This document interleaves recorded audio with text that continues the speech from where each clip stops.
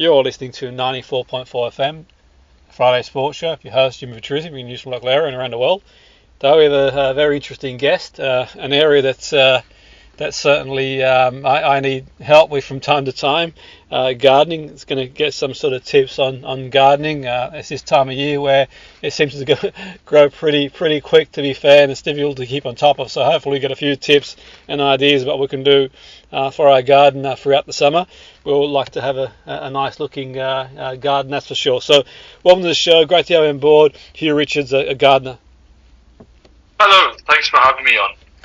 Huw, it's that time of year where it seems to me I look out the window and it's just grown so quick.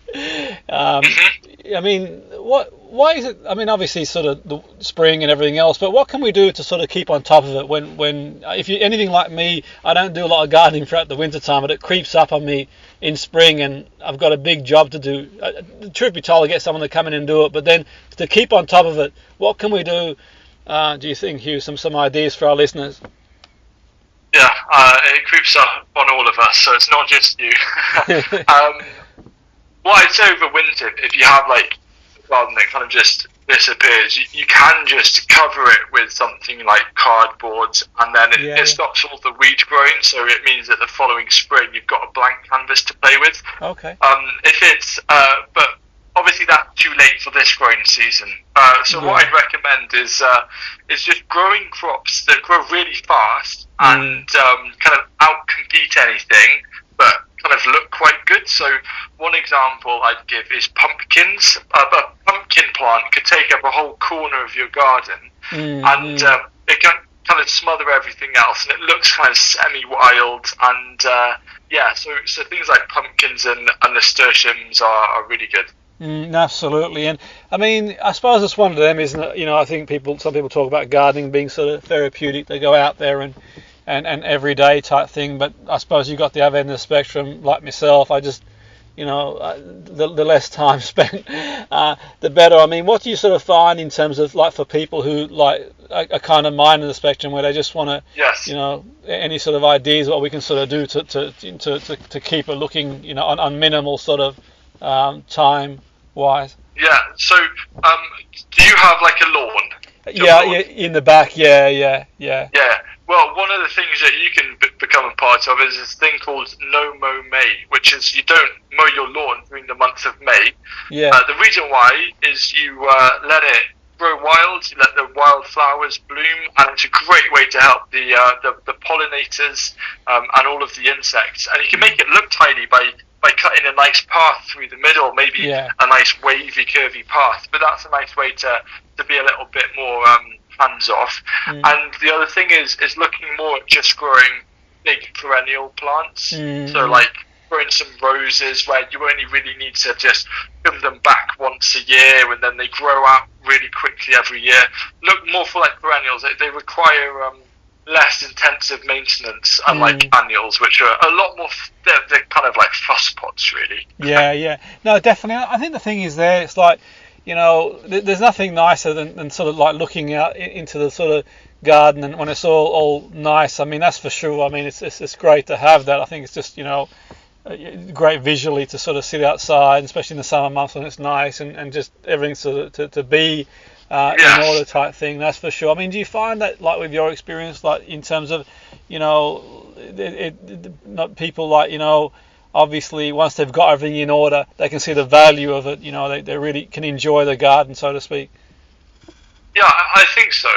There's been some recent research by Readly magazine, a newspaper app, that shows about 2/3 of Brits say that they'll be gardening or tending plants this season. Yeah. So it's certainly something that there's a lot of interest in, and I think the thing that I want to kind of pass on to anyone is that you want to make the garden suit kind of your personality. It's very easy to get see other like ideas or maybe feel a pressure to do something one way, but really what you want to do is you want to look at the things that actually make sense to you.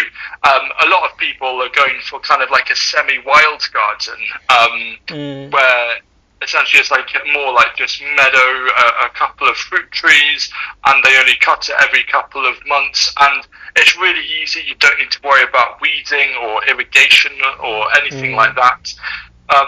So yeah, essentially it's kind of staying true to what you want. Absolutely. I suppose the other thing as well too here is the sort of equipment as well.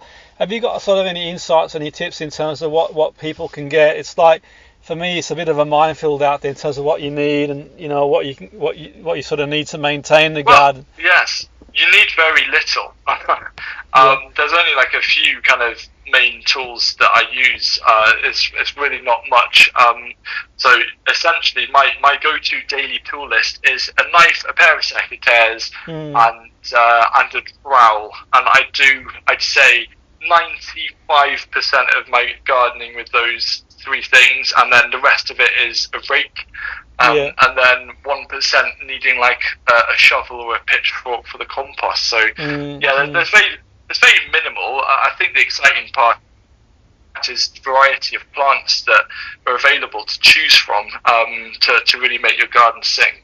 Absolutely. And like, in terms of like, how often do you think it would take someone, like, is it a daily thing or sort of weekly, in terms of sort of like, what would you, have you got any sort of tips or ideas in terms of time frame? Obviously depending on the size of the lawn, but my main thing is that I think it's all about mindset shift, because like, to me it seems like feel like a bit of a chore to keep on top of your garden. So essentially what you want to do is look at maybe making it into more of a recreational space. Maybe you can make a great place for like a barbecue and seating area, and you can put some planters around that just add some colour. You want to create a space where you want to actually just go out and enjoy, and maybe you can put plants as a second thought. That's no problem at all. But when you're out there and enjoying it, then that's when you might spot something and think, oh, I wonder what I could do in this corner. So think about what your needs are, what kind of your wishes are, and then build it around that. Absolutely. And I suppose it's one of them as well. It's like, I have a neighbour, and she probably won't mind me saying that, she's like always doing the garden, like any time of year. I'm guessing that sort of, there's like, I wouldn't say therapeutic value, but I think it's like you said, it's just the enjoyment, in terms of something, I suppose she enjoys doing it really, but she's sort of, is there sort of maybe like, what do you find in terms of like, I suppose she's sort of, elderly in the sense that, do you find that sort of younger people are taking more interest in sort of garden as well, or is it generally like, you get to a certain age where you sort of tend to take more of an interest into keeping things on top of things, or? Well, I may be a minority, but there are a lot of young people who are very much turning to gardening, and I think a big part of that is the whole being able to grow your own food. Absolutely.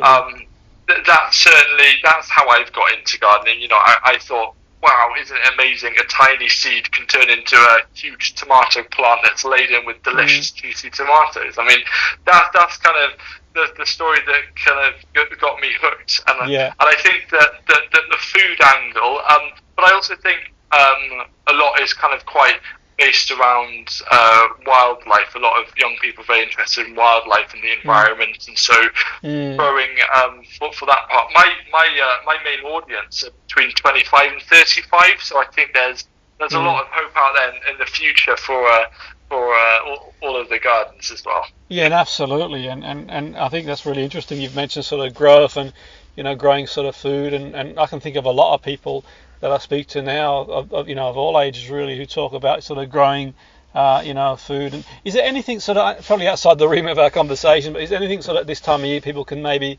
like consider if they're looking to grow? Like, is there sort of anything that's sort of quite popular in terms of growth? Well, I think the main thing is that if you don't know where to start, you've got to start kind of harvesting some ideas and knowledge and inspiration. And so turning to gardening books, turning to online video, using something, an app I use Readly, so they've got my favourite gardening magazines on there, all in one place. Gardeners Illustrated, Gardener's World, Kitchen Garden. All of these things, just I see gardening as like cherry picking the best ideas and adapting them to your space. Absolutely. And if anyone listening, it's really informative. It's really interesting insights, to be fair. But if anyone sort of listening in wants to know more about your work and sort of like you mentioned the app or anything else that they can sort of follow that you've got out there, is there where they can go to sort of get more information? Yeah, and so go to my YouTube channel. It's just called Huw Richards, Huw Richards. I make videos mainly for a lot of beginners, and head to readly.com/gardening, where they've got a special 2-month unlimited reading for free, which is just in time for the growing season. Fantastic. Thank you for your time, Huw. It's been really interesting and informative, and we really want to thank you for coming aboard the show. That's Huw Richards, gardener, who's been very kind to join us in the Salford 94.5 FM with your host, Jimmy Petruzzi.